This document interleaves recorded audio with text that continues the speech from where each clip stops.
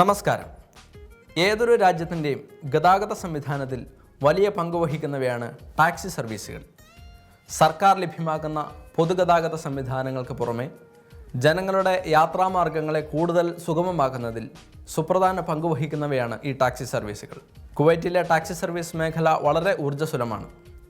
ദേശങ്ങൾക്കും ഭാഷകൾക്കും അതിരില്ലാതെ ഒട്ടനവധി ആളുകൾ ഈ മേഖലയിൽ തൊഴിൽ ചെയ്യുന്നുണ്ട്.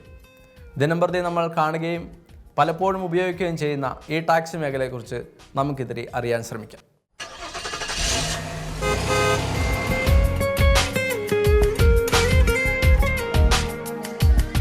പ്രധാനമായും 4 തരം ടാക്സികളാണ് നിലവിൽ കുവൈറ്റിൽ ഉള്ളത്. Orange taxi, airport taxi, call taxi, roaming taxi എന്നിങ്ങനെ അവ തരംതിരിച്ചിരിക്കുന്നു.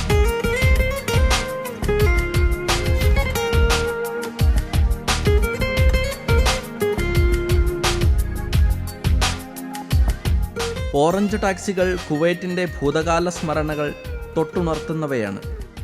കുവൈറ്റിലെ ടാക്സി മേഖലയുടെ ചരിത്രം തുടങ്ങുന്നത് ഓറഞ്ച് ടാക്സികളിലാണ്. സ്വദേശികൾ തന്നെയായിരുന്നു ഇവ ഓടിച്ചിരുന്നത്.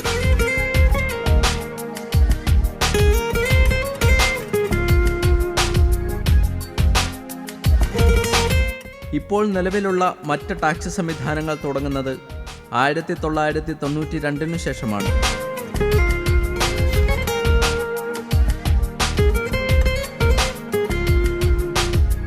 കോൾ ടാക്സിയുടെ പ്രവർത്തന രീതിക്ക് നമ്മുടെ നാട്ടിലെ യൂബർ ഒലെ സർവീസുകളുമായി സാമ്യതയുണ്ട്.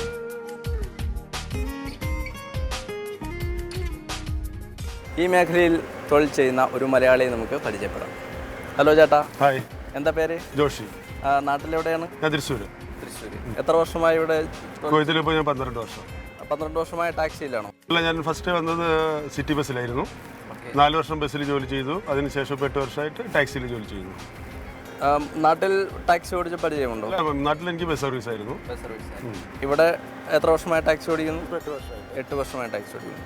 ഇവിടെ റോഡിലെ നിയമങ്ങളൊക്കെ അനുസരിച്ച് ടാക്സിക്ക് എന്തൊക്കെ മാനദണ്ഡങ്ങളാണ്? ടാക്സിയിൽ ഇവിടുത്തെ മാനദണ്ഡം എന്ന് വെച്ചാൽ ഞാൻ മനസ്സിലാക്കുന്നത് മറ്റുള്ള രാജ്യങ്ങളിലെ പോലെ ലൈറ്റ് ലൈസൻസിന് ഇവിടെ ടാക്സി ഓട്ടാനാവില്ല. ഹെവി ലൈസൻസ് വേണം. പിന്നെ എല്ലാ വർഷവും ഞങ്ങൾക്ക് തസ്ലിയ എന്ന് പറഞ്ഞൊരു സംഭവമുണ്ട്. അതിന് മെഡിക്കലുണ്ട്, എക്സ്റേ ഉണ്ട്, ഫിംഗറുണ്ട്, ഐ ടെസ്റ്റ് ഉണ്ട്. എല്ലാ വർഷവും നമുക്ക് അതിൻ്റേതായുള്ളൊരു ഫെസിലിറ്റിയും നല്ല പ്യുവറായിട്ട് സർക്കാർ ലെവലിൽ നല്ലൊരു രീതിയിൽ നടത്തിക്കൊണ്ടുവന്നൊരു പ്രസ്ഥാനമാണ് ടാക്സി കുവൈത്തിനെ സംബന്ധിച്ച്. റോമിംഗ് ടാക്സികൾ സ്വതന്ത്രമായി വിഹരിക്കുന്നവയാണ്. എപ്പോഴും എവിടെയും ഇവ ലഭ്യമാണ്. എയർപോർട്ടിൽ നിന്നും പുറത്തേക്കൊഴിച്ച് മറ്റ് എല്ലാ സ്ഥലത്തു നിന്നും യാത്രക്കാരെ കയറ്റാൻ റോമിംഗ് ടാക്സികൾക്ക് അനുവാദമുണ്ട്. ദ്രുതഗതിയിലുള്ള വളർച്ചയാണ് കുവൈറ്റിലെ ടാക്സി മേഖലയിൽ ഉണ്ടായിട്ടുള്ളത്. ഏകദേശം 4000-ൽ പരം ടാക്സി കമ്പനികൾ ഇപ്പോൾ കുവൈറ്റിൽ പ്രവർത്തിക്കുന്നുണ്ട്. 28,000-ഓളം ടാക്സികൾ കുവൈറ്റിൻ്റെ നിരത്തുകളിൽ സജീവമാണ്. ഈ മേഖലയിലെ മലയാളി സാന്നിധ്യവും എടുത്തു പറയേണ്ടതാണ്. ഏകദേശം 5000-ഓളം മലയാളികൾ ഇവിടെ ടാക്സി ഓടിക്കുന്നുണ്ട്. ഹലോ ചേട്ടാ, നമസ്കാരം. നമസ്കാരം. എന്താ പേര്? എൻ്റെ പേര് ഹൈദർ. എവിടെ? നാട്ടിലെവിടെയാണ്? ഞാൻ കാസർഗോഡ്.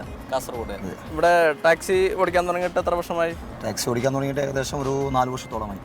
ഗൾഫ് മേഖലയിൽ ആദ്യമായിട്ടാണോ ടാക്സി? തീർച്ചയായിട്ടും. ഞാൻ ഇതിനു മുമ്പ് 1-2 കമ്പനികളുടെ PR ആയിരുന്നു. ഇപ്പോൾ 4 വർഷത്തോളമായിട്ട് ഞാൻ ടാക്സി ഓടിക്കും. ടാക്സി ഇവിടെ ജനങ്ങൾക്ക് എത്രത്തോളം ഉപകാരപ്രദമാണ്?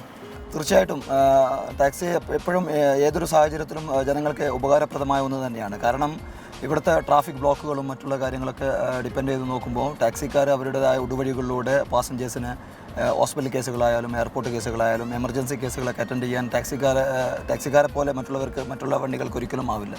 ടാക്സിക്കാരെന്നും ജനങ്ങൾക്ക് ഉപകാരപ്രദമായ ഒരു വാഹനം തന്നെയാണ് നമ്മുടെ കുവൈറ്റ് എന്ന രാജ്യത്തും. അതുപോലെ കുവൈത്തിൻ്റെ നിയമങ്ങളും കുവൈത്തിൻ്റെ രീതികളൊക്കെ നോക്കുമ്പോൾ വളരെ സൗമ്യമായ രീതിയിലാണ് ഇവിടുത്തെ സർവീസുകൾ, ടാക്സി സർവീസുകൾ നടത്തിക്കൊണ്ടിരിക്കുന്നത്. വളരെ ഉപകാരപ്രദമാണ് ജനങ്ങൾക്കെന്നും.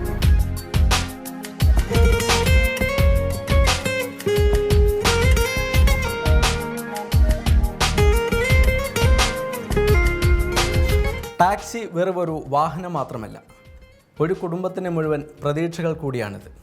ഓരോ യാത്രകളും അവരുടെ ഉപജീവനമാണ്. യാത്രക്കാരുടെ ലക്ഷ്യം പലതാണെങ്കിലും ടാക്സി ഡ്രൈവറുടെ ലക്ഷ്യം ഒന്നു മാത്രമാണ്. അവരുടെ ഓരോ പ്രയാണങ്ങളും ലക്ഷ്യസ്ഥാനങ്ങളിലെത്തട്ടെ എന്ന് നമുക്ക് ആശംസിക്കാം.